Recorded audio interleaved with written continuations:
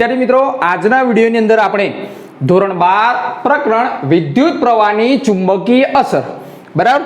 તો આ વિડીયોની અંદર માત્ર આપણે થીટા કોણ આધારિત પ્રશ્નની ચર્ચા કરવાના છીએ અને તેની અંદર તમને એમ કહેશે કે અમુક કોણ આપેલો હોય, બરાબર, અને તમને કહે કે ચુંબકીય ક્ષેત્ર શોધો. તો આકૃતિ લક્ષી તમામ પ્રશ્ન આ વિડીયોની અંદર ચર્ચા કરવાના છીએ. તો કેવા પ્રશ્ન છે એ સમજીએ. ચલો. આર ત્રિજ્યા ધરાવતા વર્તુળાકાર ચાપના વાયરે તેના કેન્દ્ર પાસે થીટા જેટલો કોણ આતરે છે. તો એનો મતલબ કોઈ એક વાયર હોય અને એ વાયરને તમે આ રીતે આમ વાળી દો છો, બરાબર. તો આ જે વાયર તમે વાળ્યો એ વાયર કેન્દ્ર પાસે કંઈક ખૂણો બનાવે, બરાબર. સમજો, આ વાયર છે અને આ કેન્દ્ર. તો આ કેન્દ્ર પાસે કંઈક ખૂણો બનાવ્યો, એ ખૂણો બનાવ્યો થીટા. તેમાંથી આ વિદ્યુત પ્રવાહ શું કરવાનું? પસાર કરવાનો. એટલે તેમાંથી વિદ્યુત પ્રવાહ આ પસાર થાય તો તેના કેન્દ્ર પાસે ઉદ્ભવતું, એટલે આ કેન્દ્ર પાસે ઉદ્ભવતું પ્રેરિત ચુંબકીય ક્ષેત્ર કેટલું થાય? તો જ્યારે પણ આવે થીટા આધારિત પ્રશ્ન આવે અને વિદ્યુત પ્રવાહ પસાર થાય ત્યારે જ ચુંબકીય ક્ષેત્ર શોધવાનું કે તો સૂત્ર લેવાનું B બરાબર μ0 I થીટા છેદમાં 4 પાઈ r. સૂત્ર કયું? B બરાબર μ0 I થીટા છેદમાં 4 પાઈ r. જે r શું છે? ત્રિજ્યા. r શું છે? ત્રિજ્યા. થીટા એટલે શું કહેવાય? ખૂણો. અને μ0 ની કિંમત તમને ખબર હશે 4 પાઈ ગુણ્યા 10⁻⁷. 4 પાઈ ગુણ્યા 10⁻⁷. કમ્પ્લીટ. એકમની ચર્ચા આપણે આગળ કરીશું. તો અહીં વિદ્યુત પ્રવાહ પસાર થાય તો ચુંબકીય ક્ષેત્ર ઉત્પન્ન થાય. આટલું મગજમાં સેટ કરી લો. વિદ્યુત પ્રવાહ જરૂરી છે ચુંબકીય ક્ષેત્ર ઉત્પન્ન કરવા માટે, પણ વિદ્યુત પ્રવાહ બે દિશામાં પસાર થાય. કાં તો એક સમઘડી દિશામાં જાય, કાં તો વિષમઘડી દિશામાં. તો બંને વખતે ચુંબકીય ક્ષેત્ર અલગ અલગ દિશામાં ઉદ્ભવે. શું કીધું? વિદ્યુત પ્રવાહ સમઘડી દિશામાં અને વિષમઘડી દિશામાં. જો સમઘડી દિશામાં હોય તો ચુંબકીય ક્ષેત્ર અલગ દિશામાં ઉદ્ભવે, વિષમઘડી દિશામાં હોય તો પણ ચુંબકીય ક્ષેત્ર કેવું ઉદ્ભવે? અલગ દિશામાં. તો અહીં એક વસ્તુ સમજી લોજો કે જ્યારે પણ આ પ્રકરણના પ્રશ્ન આવે ત્યારે કમ્પલસરી તમારે આકૃતિની મદદથી, મતલબ તમારે આકૃતિ ઉપર પોતાના હાથની મૂવમેન્ટ, બરાબર છે, કારણ કે અહીં બધા નિયમો યુઝ થવાના છે. તો હાથની મદદથી તમારે ગણવાનો પ્રયત્ન કરવાનો કે એની દિશા ક્યાં આવશે તે. તો સમજો કેવી રીતે ગણવું તે. તો અહીં વિદ્યુત પ્રવાહની દિશા આ છે, બરાબર. તો આ જે આંગળીઓનો પોર્શન જે રહ્યો મારો, એ આંગળીઓનો પોર્શન હું પ્રવાહની દિશામાં વાળી દઉં છું. એટલે દેખો, મારી આંગળીઓ આ તરફ ફરી ગઈ અને પ્રવાહની દિશા પણ કઈ છે? એ તરફ. ખ્યાલ આવે છે તમને? આંગળીઓ મારી આ રીતે વળી તો પ્રવાહની દિશા પણ કઈ તરફ? એ તરફ. તો અંગૂઠો કઈ તરફ જાય છે? અંદરની તરફ. અંગૂઠો ક્યાં જાય છે? અંદરની તરફ, એટલે કે બોર્ડના પૃષ્ઠની અંદર તરફ. ફરીથી એક વાત, આંગળીઓને કઈ દિશામાં વળવાની? પ્રવાહની દિશામાં. તો મેં વાળી દીધી આ રીતે. કમ્પ્લીટ. તો અંગૂઠો ક્યાં જાય છે? અંદરની તરફ. તો અંદરની તરફ કહેવાય. તો આ પ્રવાહના કારણે, એટલે કે સમઘડી દિશામાં જો પ્રવાહ હોય, આ સમઘડી દિશાથી, તો સમઘડી દિશામાં જો પ્રવાહ હોય તો ઉદ્ભવતું ચુંબકીય ક્ષેત્ર ક્યાં થાય? અંદરની તરફ. તો અહીં લખી કાઢું પુસ્તકના પાનાની અંદરની તરફ. અહીં મારા માટે બોર્ડ છે એટલે બોર્ડ લખવું જોઈએ, પણ તમારી પાસે પુસ્તક હશે એટલે પુસ્તકના પાનાની અંદરની તરફ, બરાબર. અને જ્યારે ચુંબકીય ક્ષેત્ર અંદરની તરફ હોય તો એની નિશાની છે આ રીતે ક્રોસ. કમ્પ્લીટ. તો યાદ શું રાખવાનું? ચોકડીના સમ, બરાબર. આ સાથે કોમ્બિનેશન થઈ ગયું. એ ચોકડી ક્યારે આવે? જ્યારે સમઘડી દિશામાં પ્રવાહ હોય ત્યારે. ચોકડી ક્યારે આવે? જ્યારે સમઘડી દિશામાં વિદ્યુત પ્રવાહ હોય ત્યારે. અને ચોકડીનો મતલબ શું થયો? ચુંબકીય ક્ષેત્ર ક્યાં છે? અંદરની તરફ. ચોકડીનો મતલબ શું થયો? ચુંબકીય ક્ષેત્ર ક્યાં છે? અંદરની તરફ. નેક્સ્ટ બીજી દિશા છે વિષમઘડી દિશા. તો વિષમઘડી દિશામાં પણ ફરીથી એ જ વસ્તુ આપણે હાથની મૂવમેન્ટ કરીશું કે વિદ્યુત પ્રવાહ જે રહી એ આંગળીઓની દિશામાં ગોઠવી દઉં, બરાબર. દેખો, વિદ્યુત પ્રવાહ આ બાજુ જાય છે તો આંગળીઓ આ રીતે ગોઠવાઈ ગઈ. તો અંગૂઠો ક્યાં આવ્યો મારો? બહારની તરફ. એટલે આ બાજુ આવે છે અંગૂઠો. દેખો, આંગળીઓની દિશામાં વિદ્યુત પ્રવાહ, તો ચુંબકીય ક્ષેત્ર ક્યાં આવે? બહારની તરફ. તો તો વિષમગળી દિશામાં પ્રવાહ હોય ત્યારે ચુંબકીય ક્ષેત્ર ક્યાં થશે? પુસ્તકના પાનાની બહારની તરફ. આટલી વસ્તુ તમને ખબર પડવી જોઈએ, બરાબર.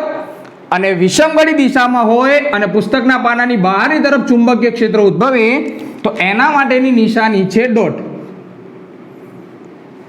કમ્પ્લીટ. તો આપણે એક જ યાદ રાખવાનું છે કે ચોકડીના સમ. ચોકડીના સમ એટલે શું થયું? ચોકડી એટલે અંદરની તરફ ચુંબકીય ક્ષેત્ર ક્યારે આવે? જ્યારે સમગળી દિશામાં વિદ્યુત પ્રવાહ હોય ત્યારે. જો ના હોય તો એનું ઉલટું થઈ જાય. કમ્પ્લીટ. હવે નેક્સ્ટ તમને એમ કે તારની બહારના બિંદુ માટે ચુંબકીય ક્ષેત્ર શોધો. તો એક વસ્તુ યાદ રાખો કે ધારી લો કે આ તાર છે, બરાબર, અને આ તારની મેં વિદ્યુત પ્રવાહ પસાર થાય તો આ તારના કારણે વિદ્યુત પ્રવાહ ધારી લો કે નીચેની તરફ પસાર થાય, બરાબર. તો એના કારણે ચુંબકીય ક્ષેત્ર ઉદ્ભવે ને આ રીતે આજુબાજુ ઉદ્ભવે. કમ્પ્લીટ. પણ હું એમ કહું કે આ બિંદુ પાસે, આ જે આંગળી રહી મારી ત્યાં, અથવા એમ કહું આ બિંદુ પાસે, અથવા એમ કહું આ ઉપરના બિંદુ પાસે, અથવા એમ કહું આની નીચેના બિંદુ પાસે, બરાબર, અથવા એમ નીચેના બિંદુ પાસે, તો ત્યાં ચુંબકીય ક્ષેત્ર કેટલું હોય? ના મળે, કારણ કે પ્રવાહ જ નથી. સમજ્યા વાત ને? તો અહીં આ જે તારની બહારના બિંદુ હોય, આ બિંદુઓ ત્યાં ચુંબકીય ક્ષેત્ર કેટલું હોય? 0. કેટલું હોય ચુંબકીય ક્ષેત્ર? 0. બરાબર. પણ એક વસ્તુ મિસઅન્ડરસ્ટેન્ડિંગ કરતા નહીં. આ બિંદુઓ તારની બહારના બિંદુઓ નહીં ગણાય. આ બધા બિંદુઓ, આ સાઈડના બિંદુઓ ગણો, આ બધા બિંદુઓ જે ગણો એ તારની બહારના બિંદુઓ એટલે આ બોર્ડરની આ સાઈડના બિંદુઓ, આ બોર્ડરની આ સાઈડના બિંદુઓ. સમજ્યા? તારની બહારના બિંદુઓ એટલે આની બહારના બિંદુઓ, આની બહારના બિંદુઓ, આ બધા બિંદુઓને કંઈક ને કંઈક ચુંબકીય ક્ષેત્ર આ રીતે હોય, બરાબર. તો અહીં તારની બહારના બિંદુઓ માટે ચુંબકીય ક્ષેત્ર કેટલું હશે? 0. તો આ બે ટોપિકના આધારિત તમામ પ્રકારના પ્રશ્નો હવે આપણે આગળ ગણવાના છીએ. ઓકે. તો આગળ જે રીતે શીખી ગયા આપણે કે r ત્રિજ્યા ધરાવતો વર્તુળાકાર ચાપ જો કેન્દ્ર પાસે θ કોણ આવતરે અને તેમાંથી પસાર થતો પ્રવાહ I હોય તો કેન્દ્ર પાસે ઉદ્ભવતું ચુંબકીય ક્ષેત્ર B બરાબર μ0 I θ / 4πr. તો અહીં 4 અલગ અલગ પ્રશ્ન લીધેલા છે, બરાબર છે. અને હા, એક વસ્તુ અહીં ઘણા પ્રશ્નની અંદર તમને માત્ર ચુંબકીય ક્ષેત્રનું મૂલ્ય પૂછે અને ઘણા પ્રશ્નની અંદર ચુંબકીય ક્ષેત્રનું મૂલ્ય ઉપરાંત દિશા પણ પૂછે છે. તો જેવી રીતના પ્રશ્ન આવે તેવી રીતે જવાબ લખવાનો રહેશે. તો સ્ટાર્ટ કરીએ પ્રશ્ન નંબર 1. તો અહીં તમને પહેલી આકૃતિની અંદર ખૂણો કેટલો આપેલો છે? 90 ડિગ્રી અથવા π/2. તો આ ખૂણો 90 ડિગ્રી આપેલો છે, એમાંથી પસાર થતો પ્રવાહ કેટલો છે? I. તો આપણી પાસે જે સૂત્ર રહ્યું B બરાબર μ0 I θ / 4πr, બરાબર. તો μ0 I θ ની કિંમત કેટલી છે તમારી પાસે? અહીં ખૂણો કેટલો છે? π/2. તો એ π/2 ની કિંમત મૂકી દઈએ. ચલો, π/2 / 4πr, π કેન્સલ. તો કેટલો જવાબ આવે? μ0 I, આ 2 નીચે આવી જશે એટલે કેટલા થશે? 8r, બરાબર. તો અહીં π/2 ખૂણો હોય ત્યારે ઉદ્ભવતું ચુંબકીય ક્ષેત્રનું મૂલ્ય કેટલું મળ્યું? μ0 I / 8r, બરાબર. હવે યાદ કરો કે દિશા શોધવી હોય, મેં જેમ કીધું હતું એમ તમારે દરેક વખતે ટ્રાય કરવાનો મુવમેન્ટથી, આંગળીઓની મુવમેન્ટથી. તો અહીં પ્રવાહ આ રીતે જાય છે, દેખો. તો આંગળીઓ આ રીતે ગોઠવી કાઢી, કમ્પ્લીટ. તો અંગૂઠો કઈ તરફ આવ્યો? બહારની તરફ.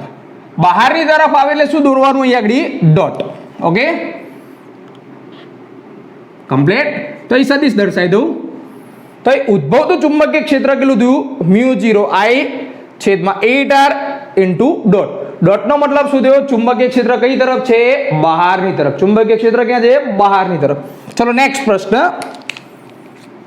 B બરાબર μ0 I θ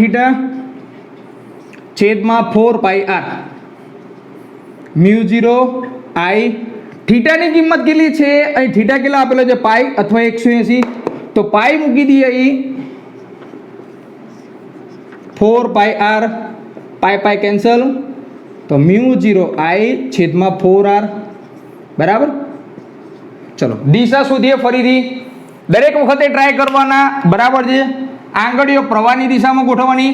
તો આંગળીઓ દેખો પ્રવાહની દિશામાં ગોઠવાઈ ગઈ. તો અંગૂઠો ક્યાં આવે છે? બહારની તરફ. તો અહીં શું દોરીશું આપણે? ડોટ. કમ્પ્લીટ. તો આ સદિશ થઈ ગયું. તો થીટા પાઈ આપે ત્યારે ઉદ્ભવતું ચુંબકીય ક્ષેત્ર કેટલું થાય? μ0I છેદમાં 4R. ગોખવાની જરૂર નથી, દરેક વખતે તમારે ગણવાનું, સૂત્ર મૂકવાનું, કિંમત લાવવાનો, જવાબ લાવવાનો. નેક્સ્ટ, અહીં થીટા કોણ કેટલો આપેલો છે તમને? 3π/2 અથવા 270. તો μ0I થીટા છેદમાં 4πR. μ0I થીટાની કિંમત મૂકી દો 3π/2 છેદમાં 4πR. પાઈ કેન્સલ. તો કેટલો જવાબ વધશે? 3 આગળ આવશે એટલે 3 μ0I છેદમાં 4 ને 2 8 8R બરાબર. દિશા કઈ થશે? ફરીથી ટ્રાય કરો, એ જ રીતે ગણવાનું. મને બધી ખબર છે કે બધી દિશા મેં એક જ તરફ દર્શાવી છે, તો પણ દરેક વખત ટ્રાય કરીશું આપણે. તો આંગળીઓ વિષમ ઘડી દિશામાં છે બરાબર છે, અને અંગૂઠો ક્યાં આવે છે? બહારની તરફ. એટલે બહારની તરફ આવે એટલે આપણે અહીં શું લખવાના? ડોટ. અને લાસ્ટ જાતે ટ્રાય કરો, જે જવાબ આવે કોમેન્ટમાં લખજો. ઓકે, તો આગળ સ્ટાર્ટ કરીએ. અહીં એક વસ્તુ યાદ રાખવાની કે જ્યાં જ્યાંથી વિદ્યુત પ્રવાહ પસાર થશે એના કારણે ચુંબકીય ક્ષેત્ર મળે. હા, 0 પણ હોય પણ મળે ખરું. અને ચુંબકીય ક્ષેત્ર તમને જે બિંદુએ શોધવાનું કે એને અનુલક્ષીને જ સૂત્રનો ઉપયોગ કરવો. તો અહીં સ્ટાર્ટ કરીએ આપણે. એક આકૃતિ આપેલી છે અને તમને કીધું છે કે O બિંદુ પાસે ઉદ્ભવતું ચુંબકીય ક્ષેત્ર શોધો. તો અહીં 3 અલગ અલગ ટુકડા છે બરાબર. પહેલો આ ટુકડો ગણાય AB પોર્શન, બીજો આ, ઓકે, અને ત્રીજો પોર્શન આ ત્રણેયના કારણે O બિંદુ પાસે ઉદ્ભવતું ચુંબકીય ક્ષેત્ર શોધવું પડશે. તો અહીં આ AB ના કારણે જે ચુંબકીય ક્ષેત્ર ઉદ્ભવે એને હું નામ આપી દઉં છું B1. આના કારણે જે ચુંબકીય ક્ષેત્ર ઉદ્ભવે એને કહું છું B2. અને આ CD ના કારણે ઉદ્ભવતું ચુંબકીય ક્ષેત્ર કહું છું B3. સમજો ધ્યાનથી, એકદમ ઈઝી છે. તો કુલ ચુંબકીય ક્ષેત્ર લખવું હોય તો B બરાબર B1 plus B2 plus B3. હવે જે રીતે આપણે આગળ શીખી ગયા એ રીતે આ તાર છે અને તારની માટે આ કયું બિંદુ થાય? આ તાર આપેલો છે એમાંથી પ્રવાહ રીતે પસાર થાય છે, પણ આ બિંદુ તાર માટે કયું થશે? બહારનું બિંદુ. અને બહારના બિંદુ માટે ઉદ્ભવતું ચુંબકીય ક્ષેત્ર કેટલું હોય? 0. કેટલું હોય? 0.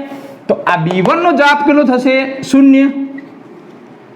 એ જ રીતે CD માટે પ્રવાહ ભલે આ રીતે જતો હોય પણ આ તાર માટે આ બિંદુ ક્યાં થશે? આ તાર માટે આ બિંદુ ક્યાં થશે? બહારનું બિંદુ. કયું બિંદુ? બહારનું બિંદુ. બહારનું બિંદુ હોય તો અહીં ચુંબકીય ક્ષેત્રની અસર થશે નહીં. તો આ તાર માટે પણ ઉદ્ભવતું ચુંબકીય ક્ષેત્ર કેટલું? 0. કમ્પ્લીટ. તો હવે કયું શોધવાનું બાકી રહ્યું? B2. તો B2 માટે આ ખૂણો કેટલો છે તમારી પાસે? થીટા બરાબર કેટલો ખૂણો? થીટા બરાબર કેટલો ખૂણો? આ કેટલો ખૂણો કહેવાય? પાય. કેટલો ખૂણો કહેવાય? પાય. તો ચલો સાદરૂપ આપીએ. તો B1 ની કિંમત કેટલી? 0. B2 માટે સૂત્ર શું છે? μ0I થીટા છેદમાં 4πR પ્લસ B3 ની કિંમત કેટલી? 0. તો થીટા કેટલા મૂકવાના છે તમારે? μ0I થીટા કેટલા છે? પાય. ચલો પાય મૂકી દો છેદમાં 4πR. પાય કેન્સલ. સો μ0I છેદમાં 4R. તો અહીં ઉદ્ભવતું ચુંબકીય ક્ષેત્ર મળી ગયું.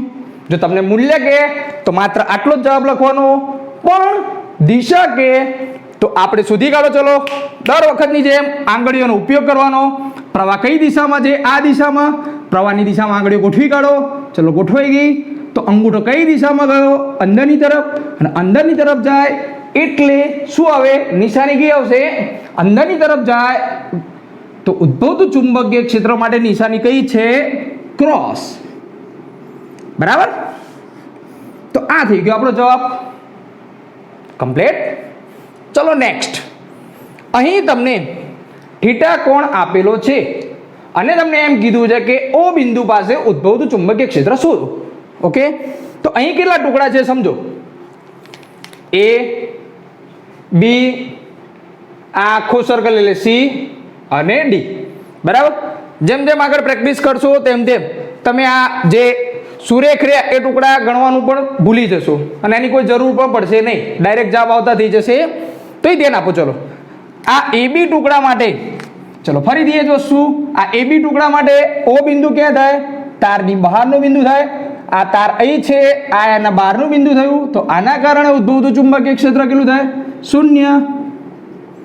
ફિનિશ્ડ. નેક્સ્ટ, આ CD તાર માટે વાતચીત કરો. ચલો CD તાર માટે મૂકી દઈએ આપણે આ રીતે. તો CD તાર અહીં છે, આ તારની અક્ષ પર છે પણ બહારનું બિંદુ છે અને બહારનું બિંદુ હોય તો ઉદ્ભવતું ચુંબકીય ક્ષેત્ર કેટલું? 0. તો આ CD તાર માટે ઉદ્ભવતું ચુંબકીય ક્ષેત્ર કેટલું થયું? 0. આને હું B3 નામ આપું છું અને બાકી રહ્યું B2. હવે વિચારવાનું છે કે જે B2 માટેનો ખૂણો કેટલો થાય. તો B2 માટેનો ખૂણાની વાતચીત કરું તો આ આખું સર્કલ હું કમ્પ્લીટ કરી દઉં તો આખું સર્કલ એટલે કેટલું થાય? 2π. આખું સર્કલ એટલે ખૂણો કેટલો થાય? 2π. પણ આ થીટા ખૂણો આવતો નથી તો એના માટેનો ખૂણો કેટલો થશે? 2π - θ. ખૂણો કેટલો થાય? 2π - θ. ખૂણો કેટલો થશે? 2π - θ. તો અહીં કુલ ચુંબકીય ક્ષેત્ર શોધીએ તો B બરાબર B1 plus B2 plus B3.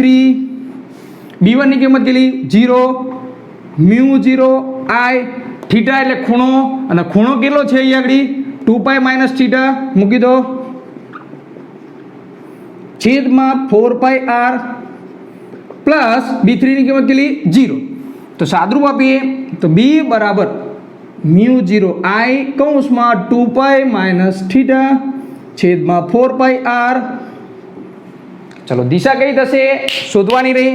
તો આની દિશા શોધવી હોય તો સિમ્પલ નિયમ, પ્રવાહની દિશામાં આંગળીઓ ગોઠવી કાઢો અને પ્રવાહની દિશામાં આંગળીઓ ગોઠવીએ. ચલો પ્રવાહ આ બાજુ જાય છે તો આંગળીઓ આ રીતે ગોઠવી કાઢીએ તો અંગૂઠો ક્યાં આવે? બહારની તરફ. અંગૂઠો ક્યાં આવે? બહારની તરફ. અને અંગૂઠો બહારની તરફ આવે એટલા માટે ચુંબકીય ક્ષેત્રની દિશા કઈ હશે? કઈ હશે? ડોટ. ઓકે, તો એ સદિશ દોરી કાઢ્યું છું કારણ કે મૂલ્ય અને દિશા બંને લખી એટલે સદિશ દોરવું પડે.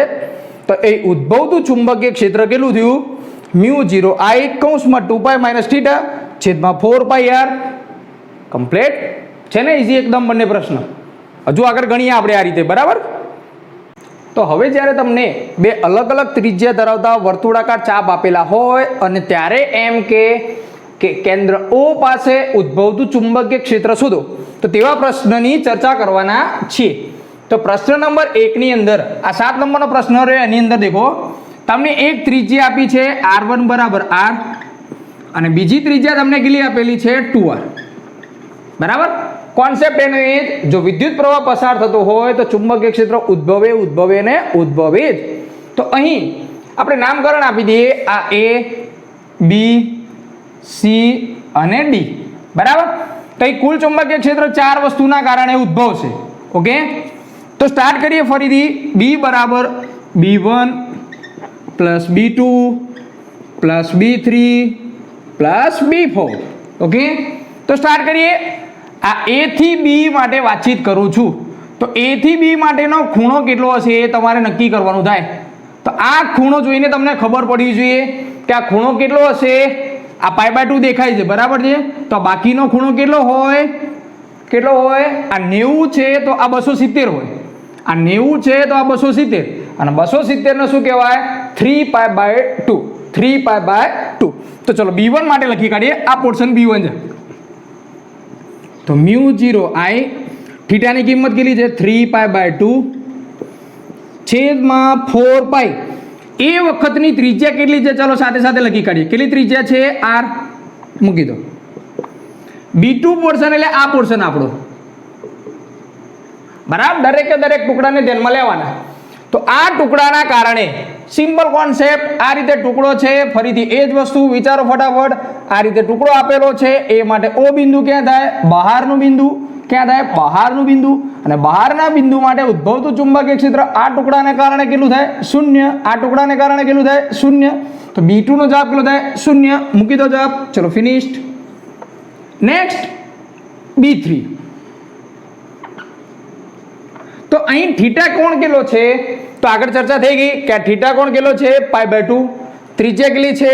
2r.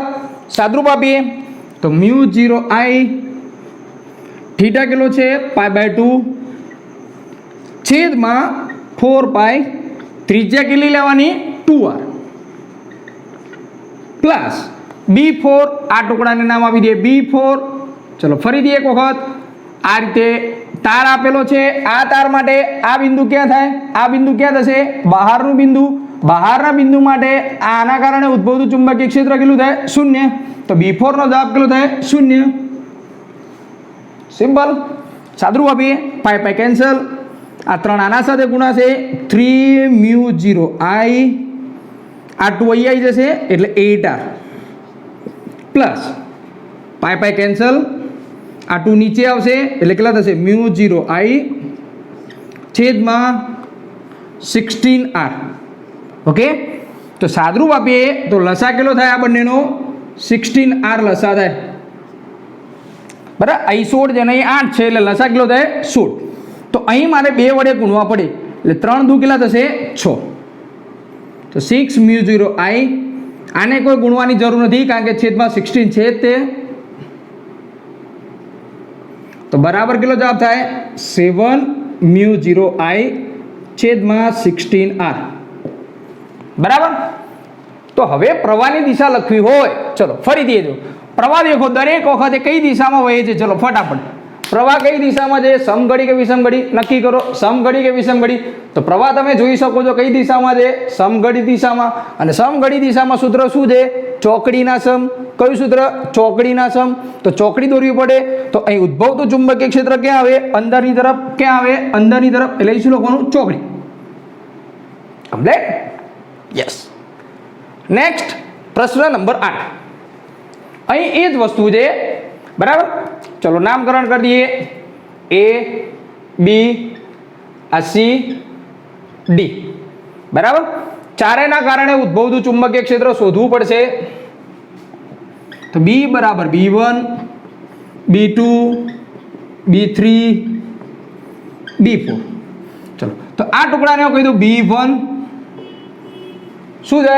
હવે તો ડાયરેક્ટ ખબર પડી જોઈએ. બરાબર છે. મેં પહેલા જ કીધું હતું તમે જેમ જેમ પ્રશ્ન સોલ્વ કરજો તેમ તેમ તમને ખબર પડી જશે કે જ્યારે આવો ટુકડો આવે ત્યારે આ બિંદુ માટે શું થાય? આના કારણે ઉદ્ભવતું ચુંબકીય ક્ષેત્ર 0 પ્લસ આ જે પોર્શન રહ્યો એને હું કહું છું B2. તો અહીં ખૂણો કેટલો બનાવે છે? આ ખૂણાને કહેવાય પાઈ. તો સૂત્ર મૂકીએ μ0I. થીટા કેટલા મૂકવાના? પાઈ છેદમાં 4π. ત્રિજ્યા કેટલી છે એની? R2. કમ્પ્લીટ. નેક્સ્ટ B3 ટુકડો. અને B3 કહેવાના આપણે. ફરીથી એ જ વસ્તુ. આ B3 ટુકડો તાર આ રીતે છે. તાર માટે આ બિંદુ ક્યાં થાય? બહારનું બિંદુ. અને બહારનું બિંદુ હોય તો ઉદ્ભવતું ચુંબકીય ક્ષેત્ર કેટલું થાય? 0. નેક્સ્ટ આ ચોથો ટુકડો. આ ચોથા ટુકડા માટે આ જે ખૂણો બનેલો છે આ ખૂણાને કેટલો કહેવાય? પાઈ. તો થીટા બરાબર કેટલા મૂકીશું? પાઈ. તો μ0I થીટા પાઈ છેદમાં 4π. અને ત્રિજ્યા કેટલી લેવાની છે? R1. તો સાદરૂપ આપીએ આગળ. ચલો પાઈ કેન્સલ. પાઈ કેન્સલ. તો શું થશે? દેખો μ0I છેદમાં 4R2 μ0I છેદમાં 4R1. તો સામાન્ય પદ કયું નીકળે તમારું? μ0I છેદમાં 4 1/R2 પ્લસ 1/R1. તો ઘણી વખત પ્રશ્ન તમને આવી રીતે પણ આપે છે કે આ જવાબમાં આપે, અથવા એક સ્ટેપ આગળ લખે એ લોકો શું કરે? અહીં લસા લઈ દે, આ બંને ગુણી કાઢે આ બાજુ. બરાબર. તો B બરાબર μ0I છેદમાં 4 R1 પ્લસ R2 છેદમાં R1 R2. બરાબર. તો આ શું થઈ ગયો એનો ફાઇનલ આન્સર. હવે દિશા શોધવાની રહી. ચલો દિશા કઈ આવશે? આંગળીએ ફેરવો, કઈ દિશામાં જાય છે આ પ્રવાહ? દેખો, સમઘડી કે વિષમઘડી? નક્કી કરો, સમઘડી કે વિષમઘડી? સમઘડી કે વિષમઘડી? કઈ દિશા છે? સમઘડી. અને સમઘડી એટલે સૂત્ર શું હવે? ચોકડીના સમ. સમઘડી એટલે શું? ચોકડીના સમ. અને ચોકડીના સમ એટલે શું કહેવાય? ક્રોસ. કમ્પ્લીટ. તો અહીં જે બંને પ્રશ્ન ગણ્યા એ બંને પ્રશ્નની અંદર બંને વખતની ત્રિજ્યા કેવી હતી અને બંને વખતના પ્રવાહની દિશા જે રહી, બરાબર, પ્રવાહની દિશા બંને ઘટનામાં એક જ તરફની હતી. એટલે શું થયો? સરવાળો. બંનેમાં સમઘડી જ છે, બંનેમાં પ્રવાહની દિશા શું છે? સમઘડી. એટલે ઉદ્ભવતું ચુંબકીય ક્ષેત્રનો શું થાય? સરવાળો. પણ પ્રવાહની દિશા જો વિરુદ્ધ હોય, તો ઉદ્ભવતું ચુંબકીય ક્ષેત્ર જે વધારે હોય એમાંથી ઓછું ચુંબકીય ક્ષેત્ર શું કરવું પડે? બાદ કરવું પડે. જેની ચર્ચા આગળના પ્રશ્નમાં આપણે કરીશું.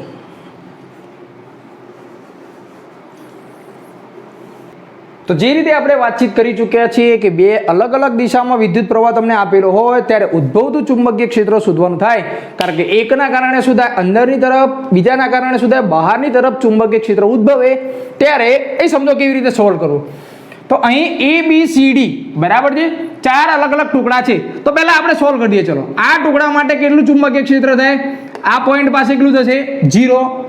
ફિનિશ્ડ. તો B1 બરાબર કેટલું? 0. આ ટુકડા માટે કેટલું થશે?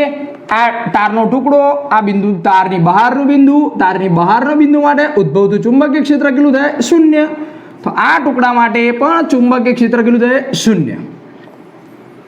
હવે પ્રશ્ન એ છે, ચલો, કે આ D થી A જે તાર રહ્યો, આ તાર માટે પ્રવાહ રીતે છે, બરાબર છે. તો આંગળી રીતે ગોઠવણ, દર વખતે આપણે આંગળીઓ ગોઠવવાની. ચલો, પ્રવાહની દિશામાં મેં ગોઠવી કાઢી.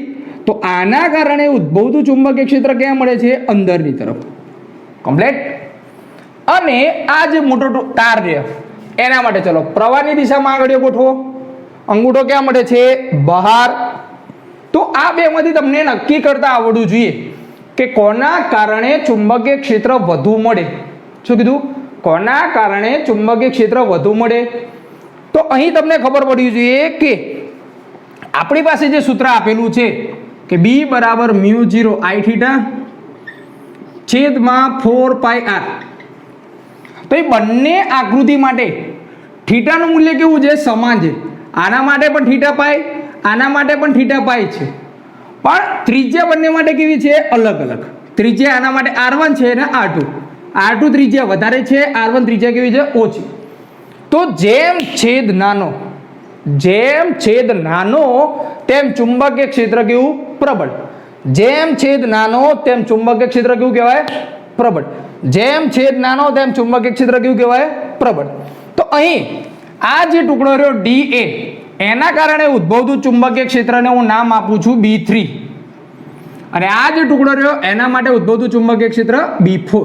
તો એનો મતલબ અહીં B3 નો જવાબ વધારે આવશે, B4 નો જવાબ કેવો આવશે? ઓછો.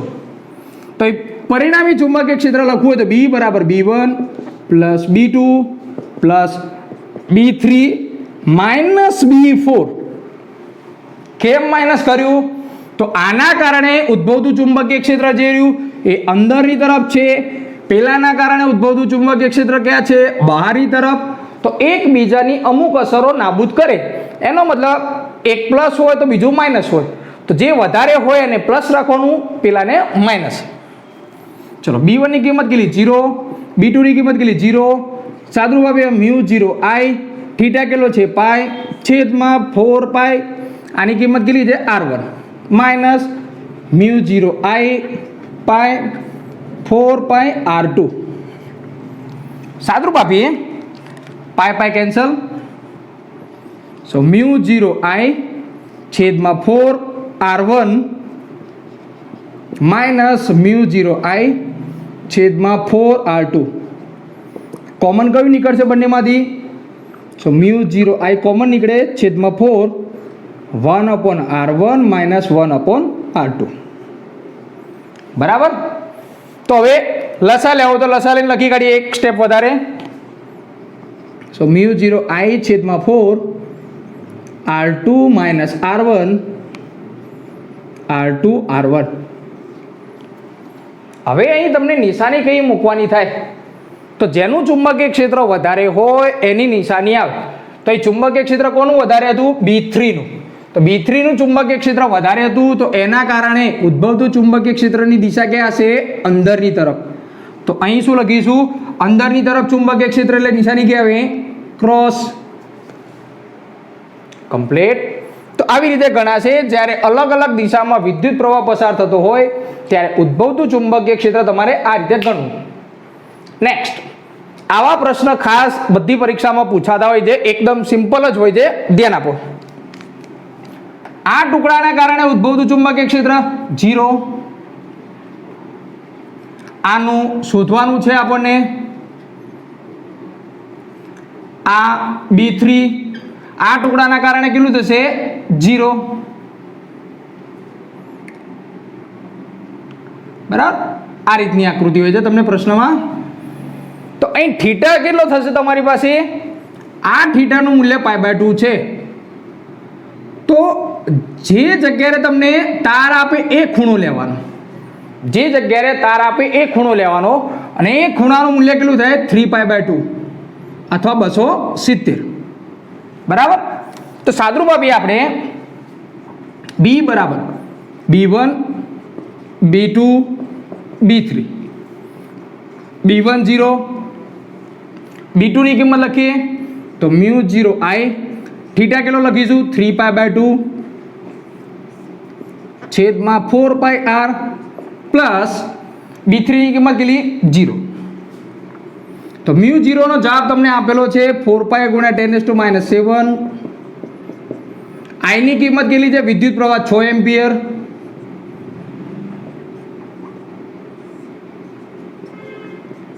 કેપિટલ R ની ત્રિજ્યા કેટલી તમને આપેલી છે? 0.2 મીટર. બરાબર. તો અહીં સિમ્પલ તમારે સાદરૂપ આપવાનું છે અને જે જવાબ તમારે આવે એ કોમેન્ટ કરવાનો રહેશે. બરાબર છે. તો અહીં તમને આખો વિડીયો કેવો લાગ્યો એ કોમેન્ટમાં મને જરૂર કહેજો અને જો ગમે તો બીજાને શેર પણ કરજો. Thank you.